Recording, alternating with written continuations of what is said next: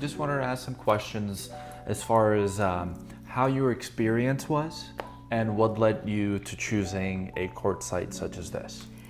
So we had multiple visits to the warehouse, and there was a process of picking something out and then going home and thinking about a change and going back, and that all worked out great. And this was probably our second or third selection, and we're very happy with it.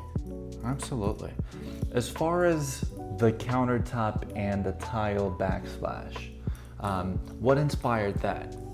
The backsplash was, I guess we figured we had to sort of add some zip to because the cabinets are just, white, and we wanted some action. And we came upon that backsplash and just fell in love with it. Right. As far as having recommendations for other people that are in the process of getting countertops, what would be like your top two recommendations or suggestions that would help other clients with their selections?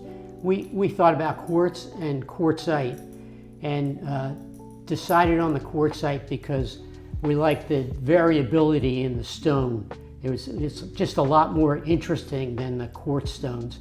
And then there's a practical feature also in its ability to take hot temperatures and just put a pot on it, whereas you wouldn't be able to do that with quartz. Right, that is a very good point, especially with a natural stone like this quartzite.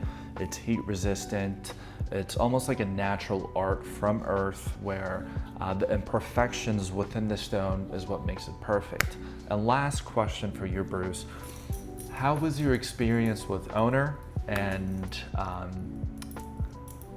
what would your recommendations be as far as to other clients that potentially will be purchasing stone from Onur? Yeah, we had a great experience, and as a matter of fact, we're back again. We're doing some bathrooms over, and we're happy to go through the process again. No hesitation. Good. We'd love to hear that. And this is Mo from Onur, and thanks for joining us today.